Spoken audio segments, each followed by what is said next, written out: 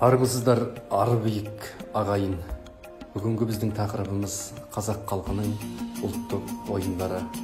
Қазақ халқы ежелден ұлылыққа, ірілікке, дәстүрге, әдеп-ғұрыпқа бай халық. Біздің ұлттық ойындарымыз көкпар, жамбату, теңгілу, қызғуар, ләңгі, тоғызқұмалақ. Осындай ұлттық ойындар ата-бабамыздан бері қарай жалғасып, осы күнде де жарасымын тауып келеді. Ұлттық ойындардың бірегейі көкпар. Көкпар ерлердің білек күші мен жүрек күшін, астындағы тұлпарлардың бабы мен төзімділігін, шыдамдылығын, жүйріктігін, мықтылығын, қайсарлығын аңғартады. Бұл көкпарда ер жүрек, бөр намыс жігіттер жан алысып, жан берісіп, тартысып, көк серкені жерден іліп әкетеді. Екі жаққа бөлініп, екі жақта екі қазандыққа көкпарды лақтырып, қай қазандыққа көкпар көп түседі, сол команда, сол топ жеңіске жетеді. Қазақ халқының қызғуар ойыны көнеден келе жатқан ежелгі ойындарымыздың бірі.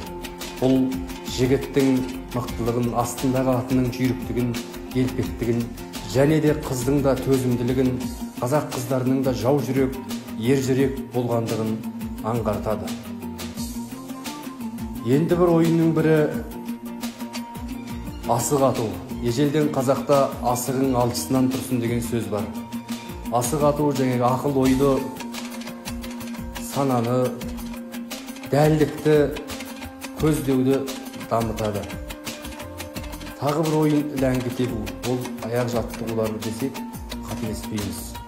Қазақ халқының теңге ілу ойыны да жердегі жатқан теңгелерді ат үстінен еңкейіп келіп, аттан құламай, асқан шеберлікпен, еттілікпен, тектілікпен нағыз сайыпқыран, сайдың жасындай азаматтар іліп өтеді.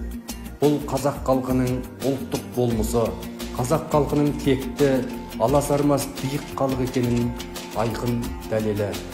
Ұлтымыз ұлықтайтын, ұрпағы ұмытпайтын қазақ халқының ұлттық ойындары әрдайым жасай берсін.